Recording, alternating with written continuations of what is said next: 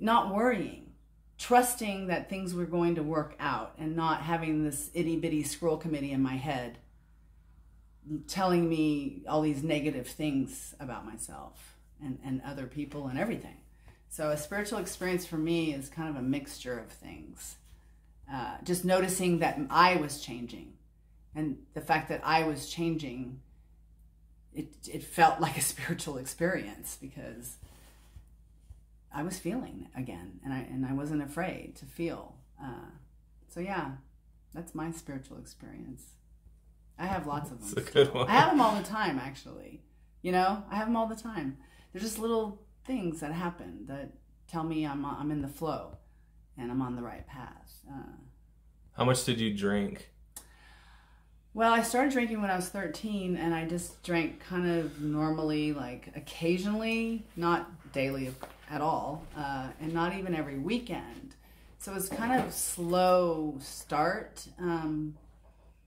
And I drank for 23 years. I drank a lot like everyone around me, though. So it was, at 21, I started asking my friends after blacking out if they thought, I had blacked out a few times, and I would wake up and be like, tell my friends, like, hey, oh my God, what did I say? What did I do? And they'd tell me, and I'd say, God, do you think I'm an alcoholic? Do you think we're alcoholics? And they'd always go, oh no, I've done that before, don't worry. So it was a lot of minimizing that we did for one another, and excusing the bad behavior for each other, etc. So I drank with my group of friends alcoholically. All of us did for 23 years. Towards the end, I would only drink on the weekends, and then I became a mother, and I was still drinking just on the weekends. And then probably, like, it changed. I was an event planner, and I started bringing the alcohol they'd give me.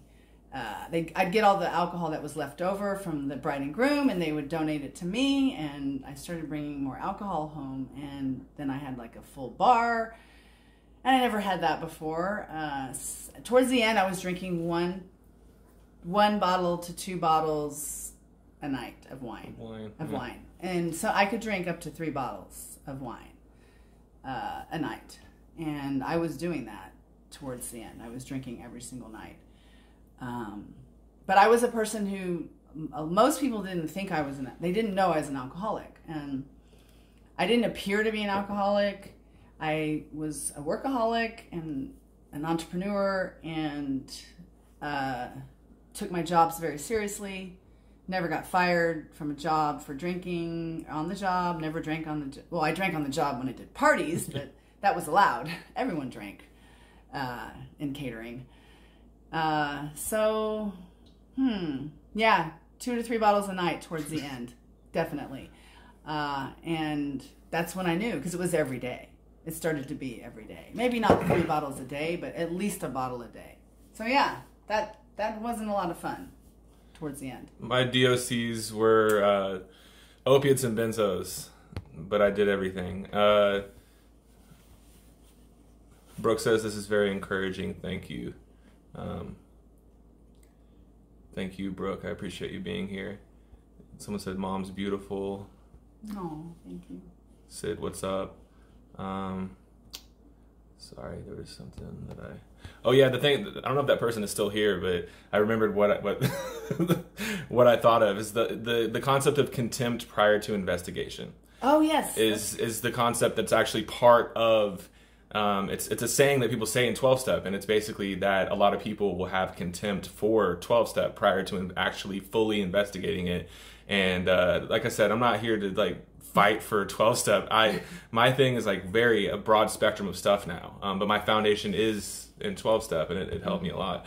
Can you give me advice? I'm sharing my first meeting Monday, and I'm super nervous. Excuse me. I've chaired a lot of meetings. I was very nervous the first meeting I chaired, and it went well. Just do it. You can't mess up. You can't mess up. And just take that pressure off yourself. And there's no wrong way. There's no wrong way to do it. There's a little form on the desk. You can follow that, and And people understand. I mean, my heart was racing 100 miles an hour. I was shaking. Now I can chair a meeting and I don't get scared at all. So it's good practice in social stuff to facing, you know, speaking in public and things like that. So yeah. I think it's you'll enjoy it. I got a lot out of it. Yeah, I mean, I think I shared with you, Brooke, that, I mean, when I first did that, I was literally shaking the whole time. But then I got used to it after doing it. And it went well, even I was shaking, but it also was a good experience, and I was glad that I did it. Thank you, Tristan. I appreciate you for the gift. That's nice of you. All right, let's see. Summer, shout out to you once again. And yeah, you're totally right. Just a series of unique events, like running into that bike can change your trajectory. Yeah. That's a very good point. How do they say that? A series of... Just a series of random events kind of can change your trajectory. I can't say that word. Trajectory. I can't say it either. And Summer also said she never had a full bar either. Huh? Yeah. You were talking about how you got a full bar towards the end. Or end. Tooth pain. Someone asked how do you get rid of tooth pain? Of what? Tooth pain. Tooth pain? I think I'm an alcoholic. What do I do? I mean, I would say just, you know, talking about it is a huge thing. So you're doing that right now. Then from there, you can, you know, ask for help from someone who's been there. You can always DM me on Instagram. What do you think as far as like, what do you do? I mean, it's if you feel like you're an alcoholic. You can make a decision to try it out, to wake up tomorrow and decide for just tomorrow to not drink. And then you can wake up the next day and decide just for that day to not drink. And see how many days that you can do that and string together as many days. Just keep doing that. Yeah, and make sure you have support, though. And you need support for sure, but it's really a matter of removing the alcohol, telling people, and like my son said, getting support, finding someone that you can talk to about it on a regular basis. Yes. Did you have any physical withdrawals when you quit alcohol? No, I did not. But I wasn't a low bottom alcoholic. I did not consume large quantities. I wasn't always drunk. I drank at night. Yeah. Tips for getting over the mental block of beginning the journey to sobriety. Repetition. Like literally doing something over and over again. Just like the drinking. Yeah, it's... Replacing it with doing something over and over again. Like we put that much energy into doing that over and over again. And that's the suggestion I got, was just do sobriety over and over again. Don't use tomorrow, don't use the next, do that over and over again. Easier said than done, but it can be done because we've done it. Yeah, for sure. And I loved to drink. To get over that the block, well, your mind and almost your body will seem like they're fighting against you when you try to stop doing something that you've been doing for a long time. And so what it is about pushing through that, but doing it in a way that you're being compassionate to yourself and you're not like being too hard on yourself. So that's the thing. If you feel like it's not coming natural to you, that's totally normal. Like I had a hard time talking about this stuff at first, and I would have like a full-blown panic attack. And so it's just, you have to be easy on yourself, but also like put in a lot of effort into it at the same time. So that's a balance, you know? Brooke said her social anxiety has gotten bad since getting sober, social anxiety, which it will really, at first, I think. At first it gets worse before it gets better, honestly. Yeah. I can't tell you how to deal with tooth pain. I'm sorry. I take ibuprofen or Tylenol now when I've had tooth. Yeah, maybe some numbing stuff. Tips for getting over the... Oh, yeah, I already answered that. Congrats on your 2 years, and I'm glad that you like my humor videos and that you can get something out of them. Thank you. Benzo withdrawal was terrible. It basically was...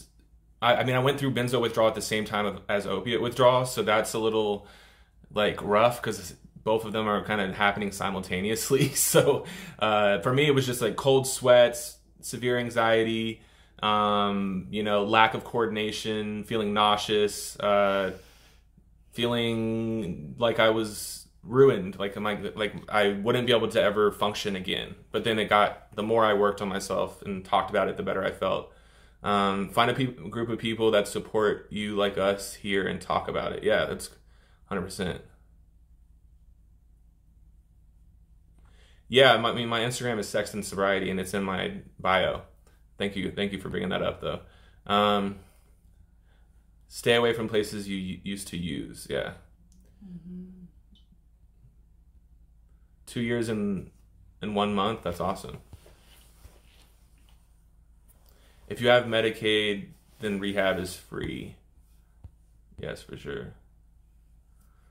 I didn't realize that. This person said that they laughed. I made fun of how I would wear flat brim hats, and when I was using, this person said it was funny. See a dentist. Yeah, that's nausea, shaking, yeah. The Narconon program, isn't that a Scientology-based recovery program?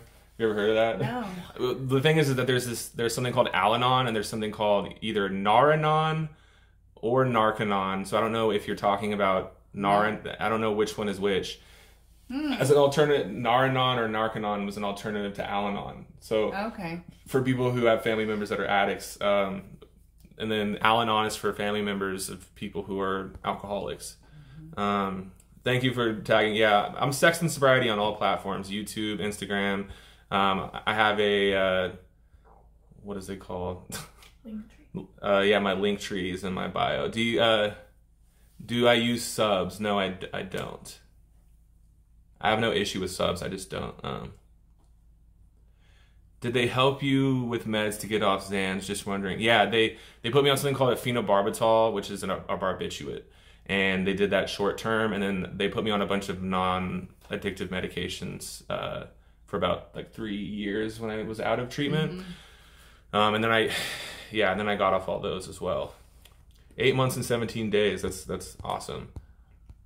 Let's ask my mom some more questions, because she's just here, and we don't want to go too late. It's based off the works of L. Ron Hubbard. Yeah, so that's the Scientology recovery program. I don't know. I mean, I don't have an issue with that if it works for you. You know what I mean? I didn't know that existed till recently. I've never heard of that. No. Yeah, it's Scientology recovery, apparently. Love your TikToks. Just got off about 6 months. Congrats. You graduated from there and are a year sober. That's awesome. From the place of Scientology? Yeah, the Scientology recovery program. Oh. And forgive me. Do you have to be a Scientologist to do that? I don't know. Oh. Ask them. Let's see if they answer. What's the best thing to help with anxiety and opiate withdrawals? Medical detox. Just because they'll give you comfort meds, and they'll make sure you're not going to have any complications. Summer says she used subs for 9 years, been off them for 9. Was on them for 9 years, been off for 2. That's all.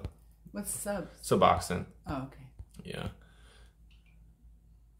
It's awesome you and your mom both have a long time sober. Thank you. I appreciate that. Your mom is amazing. Thank you for that. That's sweet. But yeah, if anyone has any other questions, feel free to ask. We'll probably just be on for a little bit longer. They don't preach Scientology and won't even talk about Scientology in front of you if you're a student. Well, that's cool. That's good. Been drinking Wild Turkey 101 for 14 days straight now. Ouch. What is Wild Turkey? It's a whiskey. Mm-hmm. I mean, if you want to stop, you can totally stop, dude. I'm not talking about Marxism right now. How do you feel about Marxism? Appreciate the comment, but...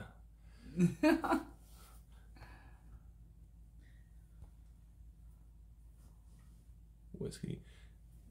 Do you guys help each other with sobriety? Yeah, I mean, for sure, because we could talk to each other about sobriety, yes. So we can have a meeting anytime.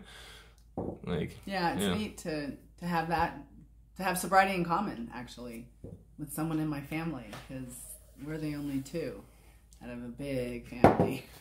Yeah. So we're like pioneers. Do y'all use faith to keep with your sobriety? No, not. I wouldn't say faith. I never resonated with the term faith.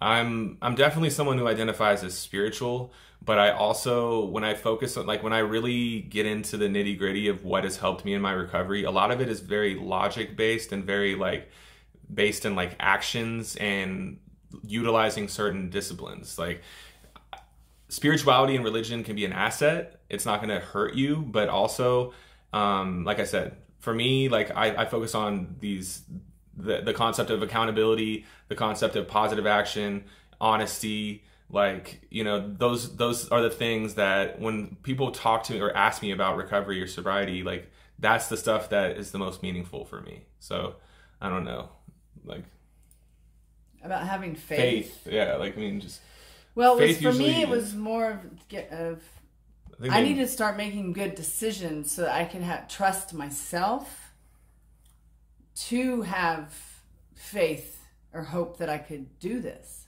thing called sobriety. Yeah. So for me, it came from within, where I had to, and it started with starting to do things that made me feel good about myself, like getting up every day and going to the meeting and doing, you know, things I didn't want to do. I started to feel better about who I was as a person, and that in turn gave me faith that I could do it. Yeah, that's a good. See, that's the thing. I immediately, when I hear the word faith, I associate it with like Christianity or something. But I mean, yeah, you could. I had lost faith in myself. Yeah, you can utilize faith in yourself or in a concept or other people who can help you. And so, yeah, I think that's a good point. I didn't think of it like that. Were you and your mom in active addiction at the same time? Not really. No, I mean, no. It was like Freaky Friday. It was like a I was using. Started when she was drinking. I was briefly started getting into using, but my thing is that my use started when after I got hit by a car, and that's when it went like full blown, like quickly. And when he got hit by the car, and I realized what was happening to him, and I was an alcoholic, I realized that I had to stop drinking, because what was going to happen, like, if two people are out of control together, like, the ship is going to sink if mama's sick too. Yeah, for sure. Thank you, Brooke. I appreciate you. Everybody is different. I think that's amazing. For sure. Yes.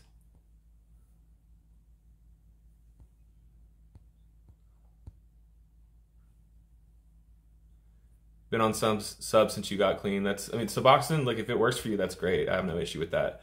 It definitely didn't work for me. And that's okay.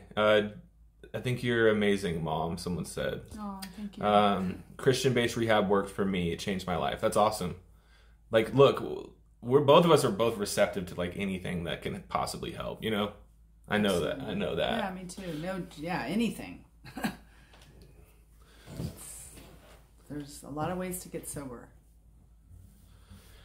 You too. Thank you. I appreciate you. What ages were you when you started? So, mine's full blown. It was at 14 or 15, I think. I can't remember the exact age, but yeah, I think it was 14. Mm-hmm. And you, what was your? My dad got me drunk the second time I ever got drunk, I got drunk with my dad, and I was 13. So yeah. Young. Too young. Too young. It's a good question, though. Yeah, it is a good question. So yeah, we will stay on for like a little bit longer if anyone has any questions. If not, we might hop off. Rehab is so expensive. What's an alternative if you can't afford private rehab? There's nonprofit rehabs, and then... Is there outpatient? Yeah, outpatient, and then honestly, just going to detox and then going to like a recovery program or meeting. So it's really just about the benefit to me of rehab as a whole is like the clinical side. So, you know, they make sure you're not going to have seizures. Right. They make sure you're not going to... safe. Yeah, so you could just honestly go to medical detox. And I mean, a lot of people don't want to do this, but if you really wanted to go to rehab and you needed money, like, you know, you can, I don't want to be insensitive, but you can find ways to get money. Like, because if you're someone like me or, you know, most addicts, you're very resourceful and you can get money certain, like, you know, you could even do like, people aren't going to like that, but you could do a GoFundMe, literally. But then it's like you have to feel comfortable with saying. You could also just say it's for medical, like literally say I like have medical bills, and you don't have to say that it's about addiction. You know, in my opinion, but yeah.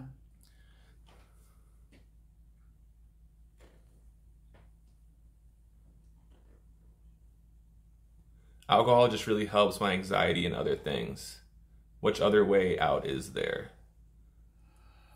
And that's well, I mean, I was a really anxious kid, and I started having anxiety attacks when I was like 12 or 13, and I think that's part of why I liked alcohol, because it felt like the first time I drank, it felt like it lifted that anxious feeling for the first time. And I had never felt like that. So what was the question again, though? I'm sorry. It wasn't really, it was more of just a statement. Like someone was saying that now, alcohol helps their anxiety. Right, but actually it caused more anxiety is what I realized. Definitely more. So to replace the alcohol with something better, I started running. So I was going for the endorphins. So I became a runner. I was a runner and a drinker. I ran 5 miles a day. So I think exercise is a great way to change how you feel and get the endorphins and replace it. You know, so exercise, hiking, walking, kayaking, that's what I like to do.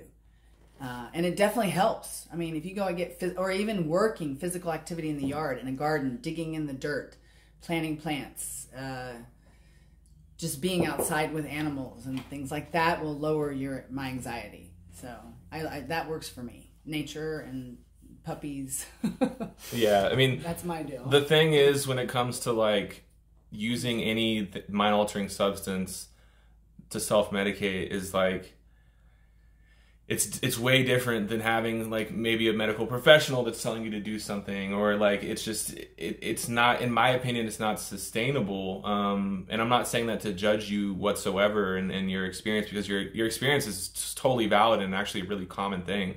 The thing is that I just, when I hear that things come up and I think of like, you know, is it having negative effects? Is it, so really it's just about, when I talk about addiction, it's like you really have to look at these two key factors. Like, one, is it something, are you indulging in something that gives you rewarding stimuli, whether that be alcohol, substances, activities, and then the second thing is to look at is that causing a negative consequence. So, you know, if you're using this whatever, you know, thing that's giving you rewarding stimuli to treat, it doesn't matter what it's used to treat, if it's causing a negative consequence, then I think that's time to look at it and to change it. If it's not causing a negative consequence, then I don't see an issue, you know? Right. Because, I mean, a lot of people can drink, you know? That's true. A lot of Christian rehabs are nonprofit. That's cool. I'm really not that familiar with Christian rehabs.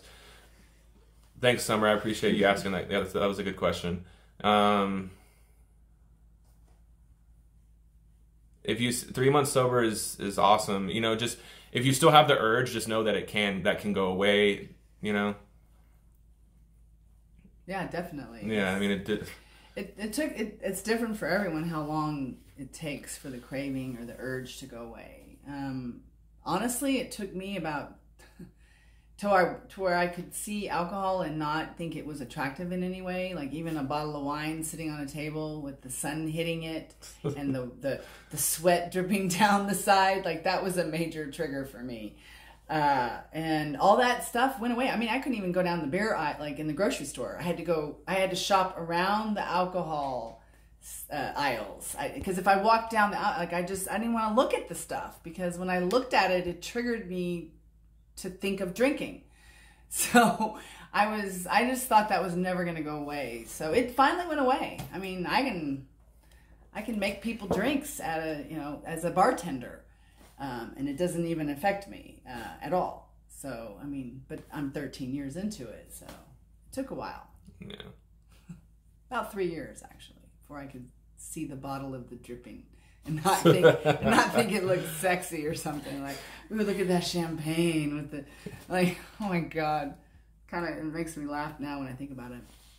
Uh, Kinsey said she likes your earrings. Oh, thank Any advice you. James Avery.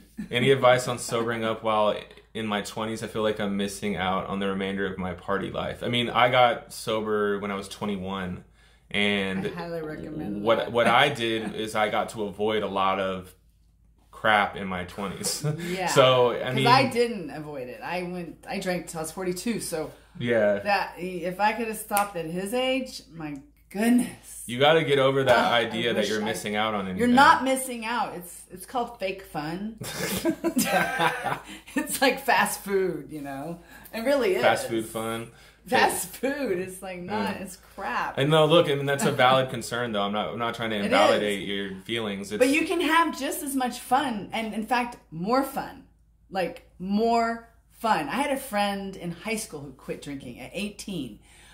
I couldn't believe she stopped drinking at 18. She was like wrecking cars like immediately in high school. So she stopped. And then all these years that I drank, she was always going out to hear all the music. She would dance, get on the tables and dance like somebody who was drunk. And she was just sober, having a great time. And I used to look at her and think, I want to be like her. She knows how to have fun. And she looks like everyone thought she drank, but she didn't drink. You know who I'm talking about, right? Yeah. So anyway, I always remembered that she had fun, and I always wanted to be like her. So when I quit, well, she was the first person I called when I wanted to stop drinking, because I knew that she knew how to have fun, and she was sober, and I was so worried that the fun was gonna stop. Like I really was. I just thought, oh, I'm not gonna drink anymore. Then that's because it was all my fun was surrounded around the alcohol. So, of course, that was like the main feature. And so when you remove that, you think, oh, the fun's over. Well, guess what? No, it's not. It's not. You can actually have more fun. Yes. I'm not kidding. I wouldn't have believed that, but I have more fun now. How did you know alcohol was becoming an issue? Well, blacking out, saying, my behavior when I would drink, what I would do, what I would say, the decisions I would do crazy things that I would never do sober, humiliating things, say things I don't mean to somebody, get in a fight, anything was possible, anything. Upset my children. What helps with the mental obsession of substances for Bliss and Macaulay? Replacing it with other things. You just got to start doing other things on a regular basis. Friday nights, at first, I didn't know what to do because every Friday night I was going out or either working a party or going to a party or attending a party every weekend. And so Friday, Saturday nights would come around and I just didn't know what to do with myself. I felt stir crazy. So I took a lot of baths. I ate a lot of chocolate. I did a lot of reading that was recommended from my sponsor, but mainly I ate a lot of chocolate and He says the exact same thing. yeah, and I exercised a lot, and just did things like that would make me that comforted me, like putting on really comfortable pajamas and buying myself new socks and on a Friday night and getting all cozy on the couch with just all my feel-good things that weren't bad for me. So just kind of starting new habits that are positive to replace, whatever the time you spent doing the drugs and alcohol, that's a lot of time. When you stop doing it, all of a sudden you have all this time. It seems like time just grows, like suddenly. And I didn't know what to do with all my time at first. I felt really weird and awkward. But it changes. It really does. You just have to keep doing the boring, awkward things. And then the next thing you know, it's not boring and it's not awkward. Yes. Yeah, for me, it's just about being busy with good stuff. Like my first year, I was so busy with stuff that it was like I didn't have time to be like to really even entertain the idea of using anymore, because it was like, I'm talking about it all the time. I'm around people that are also sober all the time. I'm, you know, just so immersed in it. So that's why it's important to really put all your effort into it, but also at the same time to be really easy on yourself and don't be too hard on yourself. So it's a balance. What can I do to help my friend with her addiction? I mean, I'll just keep it brief. It's about just not enabling them and supporting them and encouraging them to, you know, do their recovery, you know? Be honest with them and be honest with your friends. If you think they have problems, tell them that and don't minimize it for them. Someone said, Hannah said, you're definitely not missing out on anything in your 20s if you stop. A lot of people don't remember. Yeah, their 20s because they didn't stop. What's up, Doc Frank? Are you still here, bro?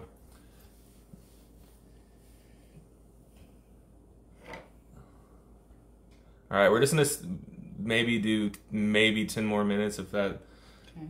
Okay. Let's see. Her substance or her thing was alcohol. Yeah. Baths and chocolate. Yeah. I ate a lot of candy. Shower a lot. Yeah. I would fall asleep with chocolate in bed and wake up with like melted chocolate. Yeah, I made a joke about that the other day. Did you? Yeah. I those little chocolate chips. Yeah. I would wake up and they'd spill in the bed and I'd have chocolate everywhere.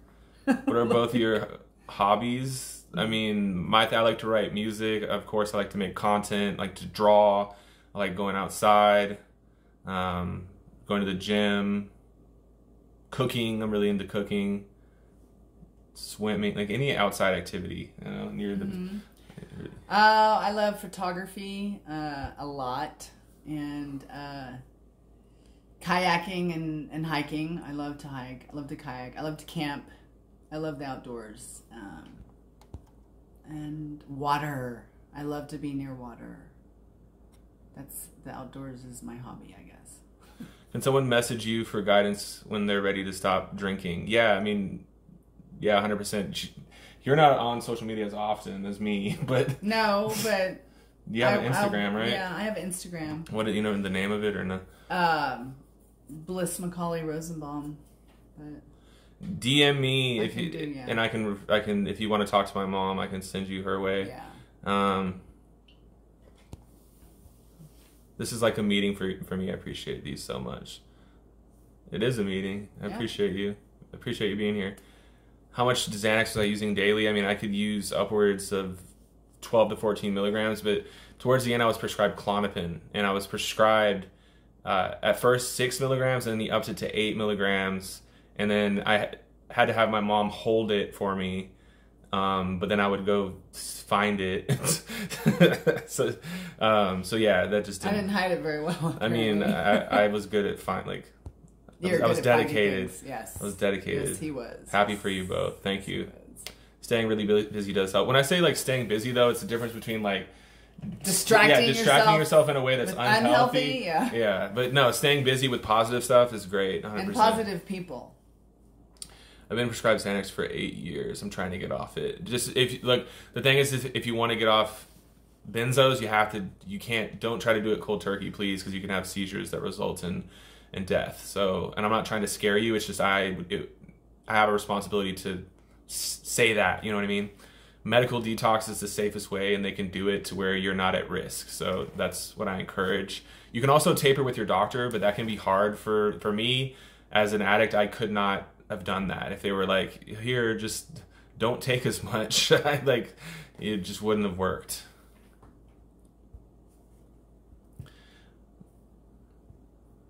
How would you quit powder? I get a craving every time I drink. I mean, I would say then drinking maybe isn't the best thing to do. You know what I mean? If every single time it's also causing that can be your addiction could be rooted in that lack of inhibition and impulsivity. And so where I would start is saying then you might have to look at alcohol first. Yeah. You know? I don't know. Well, my best friend, my drinking partner of 30-something years. Every time she started to drink, she wanted to do blow. So yeah, that was definitely a thing for her, and she never thought of doing it until she had a few drinks in her.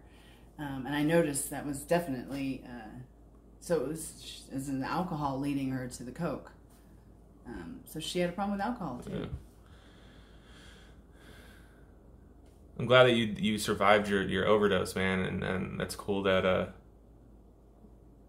24 is a good age to get sober. You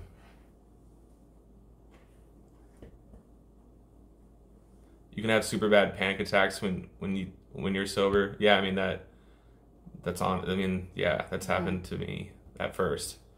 Someone said, "Hi, Mom," to you. This has been so hard. I've had seizures before. Appreciate you both. Thank you for your responses. You're welcome. Yeah, I guess we're probably gonna hop off, but thanks for the live, bro. I appreciate you. Later, Angel. I appreciate you, brother. Hit me up. I hate that it has so much control over my life. Hey, look, I have a lot of experience with benzos. DM me on Instagram and we could talk about it in more detail. And yeah, you can get paranoid pretty much off a lot of different substances, even things that aren't stimulants. You know, your mother is so beautiful and sweet. Thank you both for this. It really helped me. Awesome. Thank you, guys. Thank you, y'all. All right, we're gonna hop off, but we'll do this again soon. And yeah, appreciate everyone that came through and your input, and everyone who modded. Thank you so much. Really appreciate it. Much love. Summer, Brooke, Kenzie. Shout out to everyone that's modding. All right, much love.